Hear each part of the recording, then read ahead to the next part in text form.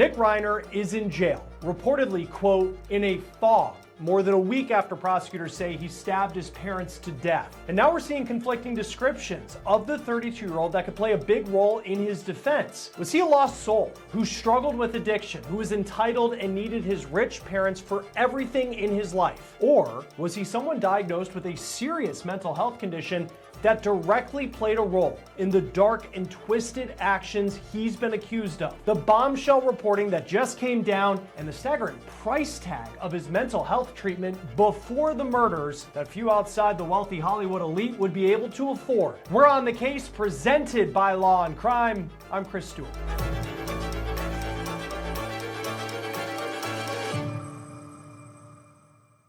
Hey guys, real quick before we begin, if you are looking for a deal on the perfect gift, I want you to see the Meat Chef IQ Sense Smart Meat Thermometer. It is the secret to stress-free, flawless cooking. Whether you're a seasoned chef or someone like me, you're just starting out trying to survive, the Smart Thermometer can guarantee perfect results every time. So no more guessing and no more overcooking. So what you do, you insert the probe. You can see they come like this. You select your food, cooking method, and preferred doneness. Then just relax. Your app alerts you when it's time to flip, remove, or rest.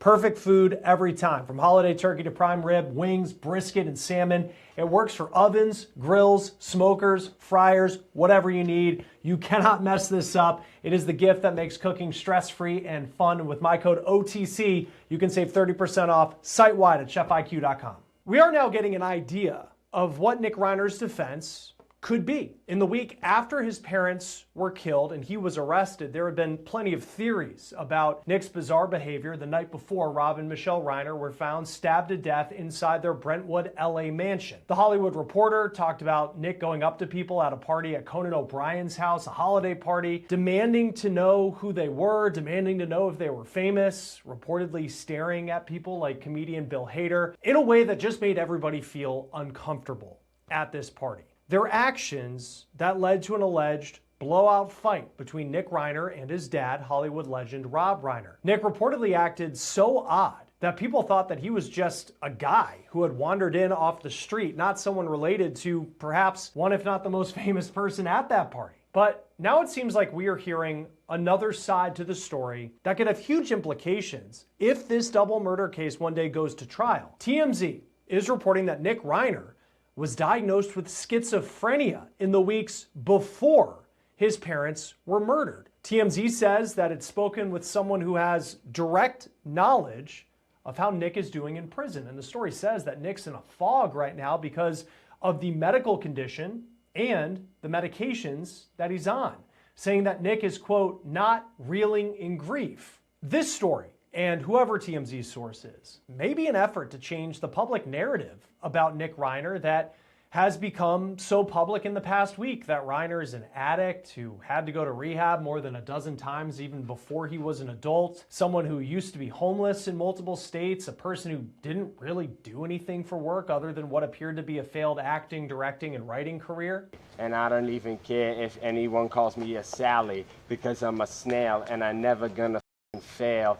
And you know what? You're gonna have to bail me out of jail. That's Nick Reiner in a video that has since gone viral. It's incredibly bizarre. He posted it around 2016 on his YouTube page. Everyone wants to know how you get your exercise in because you're so lean. I do it like ISIS. I usually only do one at a time.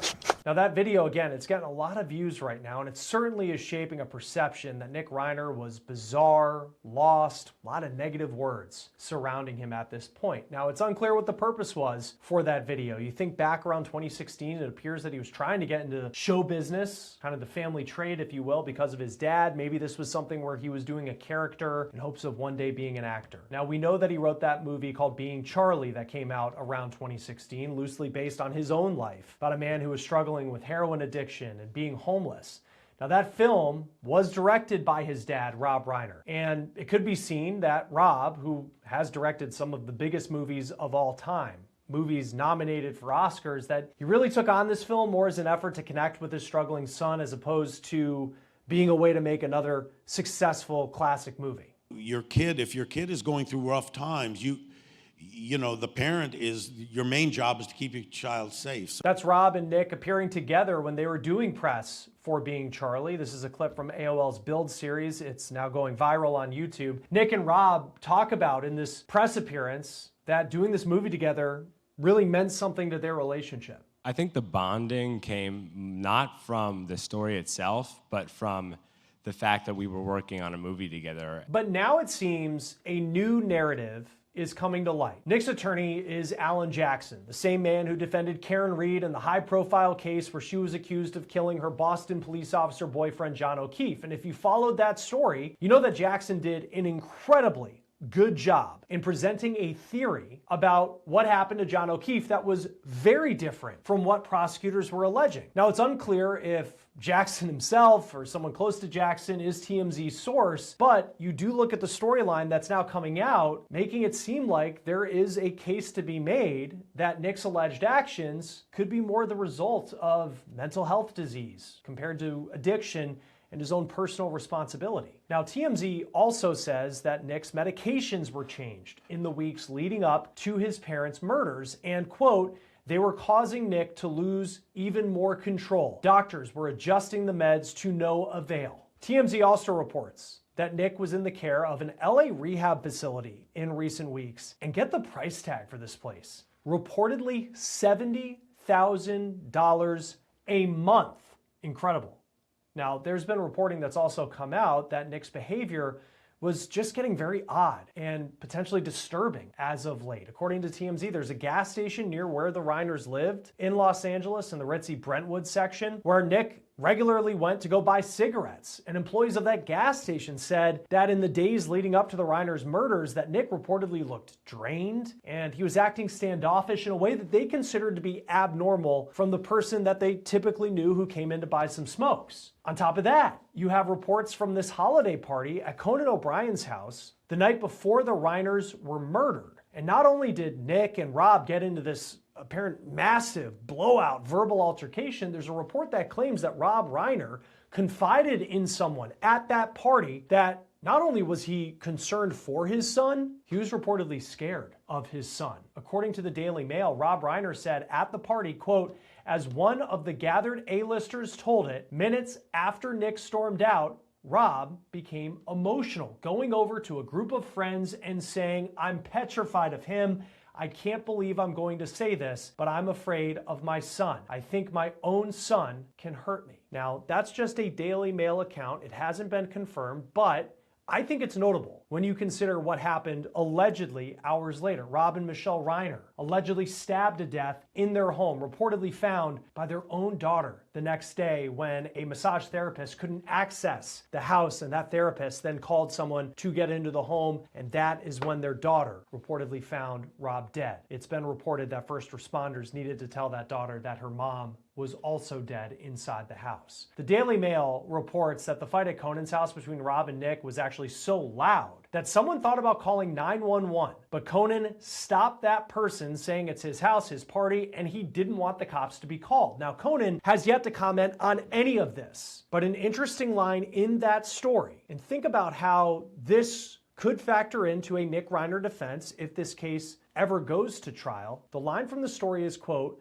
when the expletive was hitting the fan, somebody said, we need to call the police. The conversation was about getting this kid put into a mental health hold. Now, another source seems to be building that new narrative for Nick and shifting the blame to someone else, perhaps arguing that Rob and Michelle Reiner's murders were preventable if someone had stepped up and helped someone who was diagnosed mentally unwell. Now, after the alleged murders, Nick reportedly went to a hotel in Santa Monica, which is about 4 miles from his parents' house, and he allegedly checked into the hotel around 4 o'clock in the morning. That's according to a variety of media reports, one of them saying that Nick looked, quote, tweaked out at the time. Now, the room the next day, when the staff went to clean the room after Nick had left, they say that they found blood everywhere in that room. Incredibly disturbing discovery. And another big TMZ report related to that hotel, think about the evidence that may be very important to the investigation and potentially linking Nick to these murders. According to TMZ, police perhaps searched that room without a warrant, which could raise questions about whether what they found in that room would be admissible in court. We'll have to see how that part plays out. Now, Nick, of course, was arrested by police on Sunday night. It was around 9:30 in the evening, so roughly 6 hours after his parents' bodies were found, and he was found near the campus of the University of Southern California, which is roughly 15 miles from his parents' house. NBC Los Angeles was the first to obtain this video showing Nick at a convenience store buying a sports drink, and then he walks across the street, and then police pull up and take him into custody. Nick has been in custody ever since, and that is where the source tells TMZ that he's been in a daze, to the point that he hasn't even been able to process the deaths of his parents. Now, it appears that Nick's defense may be insanity if he pleads not guilty, and that he didn't understand what he was doing when he allegedly killed his parents, that schizophrenia and prescribed medications given to him by a doctor are more to blame than the personal responsibility when it comes to what allegedly happened to the Reiners. And certainly, the prosecution may argue that it could potentially be any sort of substances that Nick took the night of the murders, pointing to addiction as more of a reason for the murders. We'll see how all of that potentially could play out. Now, it does appear that there were people, though, who had concerns about Nick long before a schizophrenia diagnosis, that the concerns about who he was went on for years. Fox News spoke to a woman who says that she once worked with Nick on the TV show Family Guy. Nick was an intern. She says that the only reason, though, that Nick got the internship was because of his dad. She described Nick as dark and twisted. Again, this is all the way back in 2014, and apparently, according to Fox, Nick got this job after he had left rehab. He did tell People magazine once that he had been to rehab more than a dozen times by the time he was 18 years old. Nick has yet to enter a plea to these charges. He did briefly appear in court last week. His attorney requested more time before entering a plea on his behalf. We couldn't see Nick in court because he was in an enclosed area, and the judge ruled that the media in the room could not take pictures of him or video of him. We did get a few courtroom sketches showing him in a blue vest, similar to the kind that a defendant or a suspect would wear so they don't harm themselves. We also heard Nick's voice, but he only said 3 words. Mr. Reiner, you have a constitutional and statutory right to speedy arraignment. Your counsel is requesting that your arraignment be continued to January 7, 2026. Do you waive your right to a speedy arraignment so that your arraignment can be heard on January 7, 2026? Those words were, "Yes, Your Honor." He was then taken back to the county jail where he is right now. He will officially be arraigned on January 7th. Joining us now to talk a little bit more about where this case could go from here is Sherry Botwin, who is a licensed clinical social worker as well as the author of Thriving After Trauma. Thank you, as always, for being with us here on Law and Crime. Before we dive into, I think, some of the specifics of this case with Nick Reiner, we often hear about schizophrenia, and unfortunately, it's often tied, I think, in our world, if people watch Law and Crime, to some pretty tough cases. I think just to start, can you just lay out what schizophrenia actually is?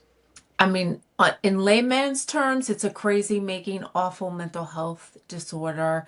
The way we would describe it, it's a serious brain disorder, and people who are diagnosed with schizophrenia will struggle with hallucinations, delusions, psychosis, anxiety, kind of like when you think about someone who's not in the moment or not present, and in reality, people with schizophrenia go in and out of being in and out of reality, and it's an awful, crazy making type of disorder. Yeah, and it's interesting too. I mean, TMZ has come out with this report that he is in jail right now, and he doesn't really seem to understand what's going on. In terms of this TMZ report, they said he was in a fog. Before diving into that part of it, just what was your reaction? I mean, he's 32 years old, and this report comes out that in recent weeks he had been diagnosed with schizophrenia. My first reaction was, I'm not really sure about that. When someone is diagnosed with schizophrenia, that diagnosis usually comes out when someone is in late adolescence, early adulthood. So most of these diagnoses are happening around age 18, 19, 20. He's 32 years old. So I thought it was kind of ironic that, are we a week after the murder, suddenly we're hearing that he has been diagnosed with schizophrenia. Doesn't really sit well with me. But again, there's obviously a lot that I would need to know to understand if that's actually the case. Because you have this, I mean, he was public about his struggles with addiction in his life. He wrote this movie that his dad directed. You know, he certainly battled his demons, to say the least. But then you have on one side prosecutors saying, well, yes, he was, you know, someone who struggled with addiction, but he's someone they believe who committed these crimes, and he's being charged with first-degree murder. On the flip side of it, you see, you know, if he pleads not guilty by reason of insanity, you could see Alan Jackson going with, you know, this was really the result of schizophrenia. Oh, and by the way, he was in the care of a psychiatrist who changed his meds. What do you make of how that could play out? I know we're a long way away here from when there could actually be a trial, but if that's the direction we go from the defense point of view, based on your experience and what you know, what do you make of that? The defense is doing their job. You know, they're doing a really good job. But I find that in cases like this, what happens is the defense team is trying to point fingers at anyone but the alleged perpetrator. So wouldn't that be an easy explanation to a horrific, absolutely horrible tragedy to say, oh, well, actually the psychiatrist was the one taking care of him. He was apparently, and this is true, he was going through medication changes. So when someone's going through medication changes, they can experience what we would call adverse side effects. And some of these medications can lead to aggression, violence, hostility, delusions, hallucinations. Those are all things that can be true. But again, I think what we have to find out is, but what was happening with Nick weeks before the crime took place, and was he actually having those type of side effects from the medication? If that's the case, why wasn't he inpatient? If he's at danger of harming himself or others, even if it's because he's having an adverse reaction to medication, you would think he would be in the hospital. So I can see where the defense is going. They're trying to veer off, I think, the crime and find another reason for what happened. Are they going to be able to do that? Like you said, there's so much more that we have to find out about the case and what was happening with Nick prior to the crime. But the defense is doing what the defense attorneys usually do in these types of cases. He's doing his job. Oh, and you look at, and there's people who have come out talking about the issues that just Nick seemed to have had. And he, you know, from the addiction standpoint, you know, there's these anecdotes that people just found him to be kind of twisted, you know, and these are just all reports and people coming out, you know, people, you know, the sister apparently when she finds, you know, her parents, you know, she said that Nick was the person who, you know, police should look at because he had a tendency to be violent. I guess how could, like going into trial, I mean, does the fact that he's diagnosed as schizophrenic, does that cancel out the fact that there appears to be a lot of concern that people had about him before this was an issue when it came to schizophrenia? And, you know, if he had, we don't know if he's consumed anything the night that all of this happened, but, you know, allegedly happened. But I guess how do you sift through what could be the result of addiction as opposed to him being in this, you know, schizophrenic state and committing this crime? So there's a lot of steps that are going to need to take place.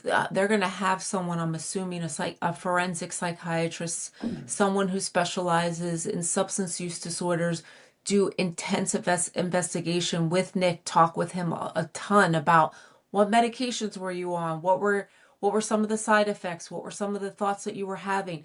But then what they're going to need to do is they're going to need to talk to all the people who really know Nick and say, is this sort of the way he was acting for years, or is this something, or some of these behaviors something that you notice within, like, say, the last 4 weeks since he started the medication changes? So when I think of a case like this, I think it's confusing because when someone is schizophrenic and having a psychotic break versus someone who is abusing something like heroin and acting crazy, those two things can look so much the same. So that's where we need to really look at the medical records. They're going to need to talk with Nick. They need to talk to all the people who are very close to, and also the people who treat Nick, to find out what actually is happening. There's so much speculation in these types of cases, and it almost like we're getting away from really the crime itself because it feels it's such an egregious thing that happened. It's easier for us in the community or the public to just sort of get fixated on, but he was schizophrenic, or but he was going through medication changes, or maybe he had a relapse with his drug abuse. We have to really, it's going to take us a while to really figure out what actually happened. There's so much that we don't know. If he goes down the path, Alan Jackson, who he knows really good at telling his side to the story, in the courtroom, anybody who watched the Karen Reed trial knows that. If they go down the path of not guilty by reason of insanity, there were parts of the TMZ report saying that Nick is just in a fog inside of jail, that he's not even grieving the loss of his parents. It seemed like that they were trying to make an argument just through, or at least these media reports that have come out are trying to show that he is just in this daze as he is in jail. When it comes to saying that he is not guilty by reason of insanity, how does stories like that kind of factor into that picture that's being? One thing has nothing to do with another. When you talk about him being in a fog, what I think is, if he's in a fog, it doesn't mean that he's not aware of or know what happened. He also, he's experiencing trauma. If he really had no idea what he was doing, or if he did know what he was doing, but the reality is setting in about what he has done, and he's trying to grapple with that, all those situations could lead someone to be in a fog. Being in a fog doesn't mean that someone's insane.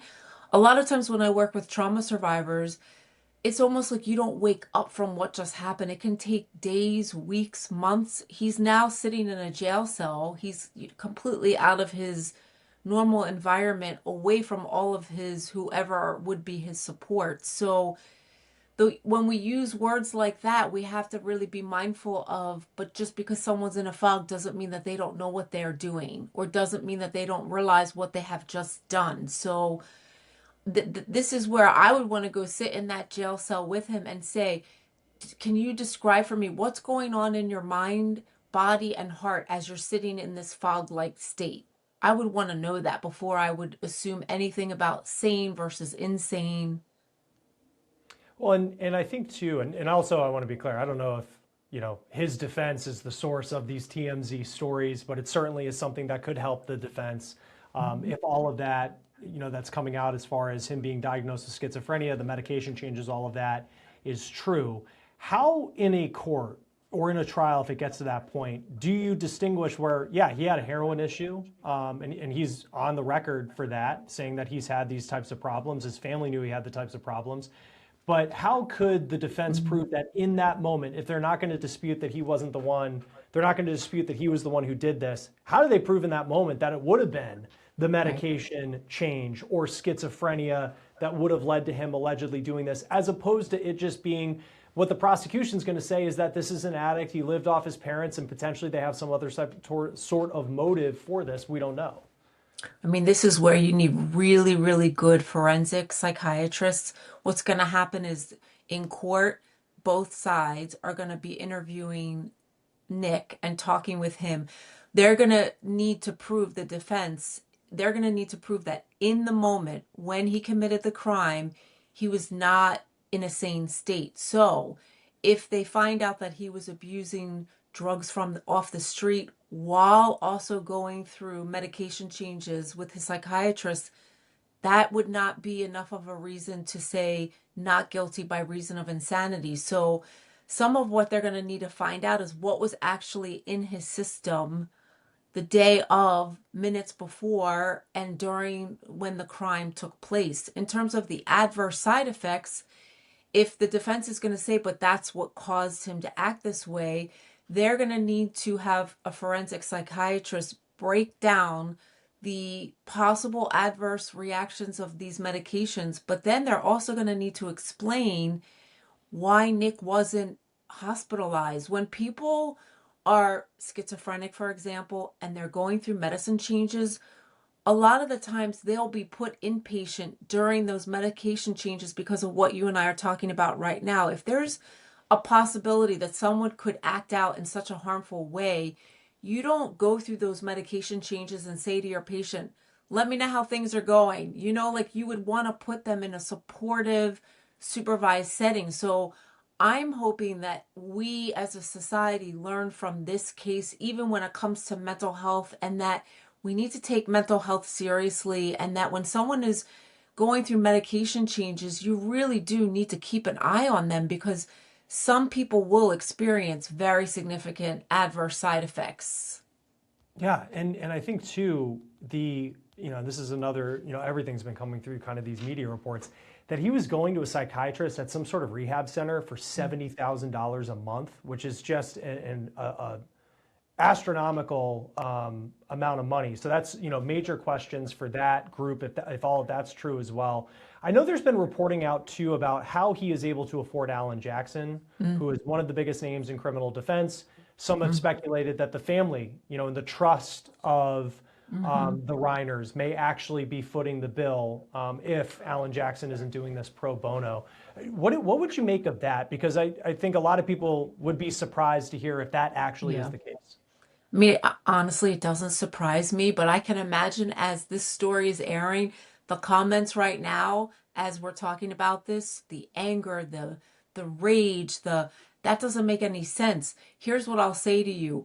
Unless you're in a situation where you have a family member who is, whether they're having a substance use disorder, a severe mental health disorder, we don't know what goes on behind closed doors. We don't know the inner makings of the relationships between parents and siblings. And until you're in that situation, you can't fully understand what that would be like. I'm thinking of his siblings, and I'm thinking of his parents who are no longer here, which is so sad. And I'm thinking, so families have a loyalty, some families have a sense of obligation, some families act out of guilt and responsibility, and some families make choices like paying for the defense fund because they might be devastated about what happened to their parents and horrified, but that doesn't mean that they don't love their brother. So I feel like I'm hoping that, when people are commenting and on social media and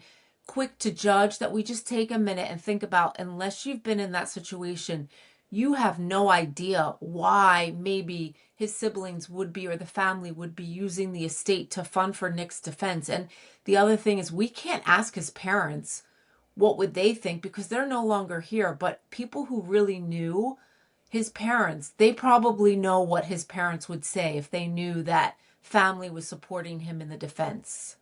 In terms of in terms of the funding. Yeah, no, and I think too, one thing that seems to be very apparent is that the Reiners love their son to the end, with all the challenges that he faced, and that's a tragic part of this story.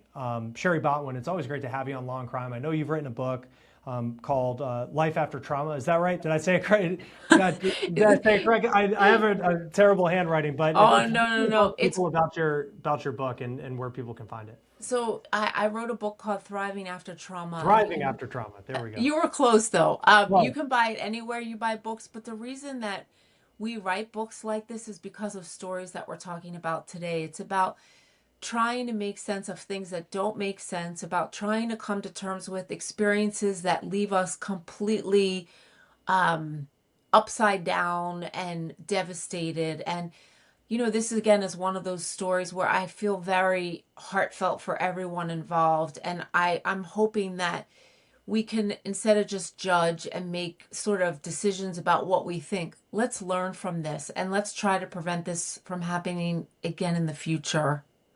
Yeah, so incredibly well put. Author of Thriving After Trauma, Sherry Botwin, licensed clinical social worker. Thank you as always for being with us on Law&Crime. These are such important conversations.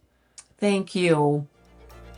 Nick Reiner is due back in court January 7th. That will do it for On the Case, presented by Law&Crime.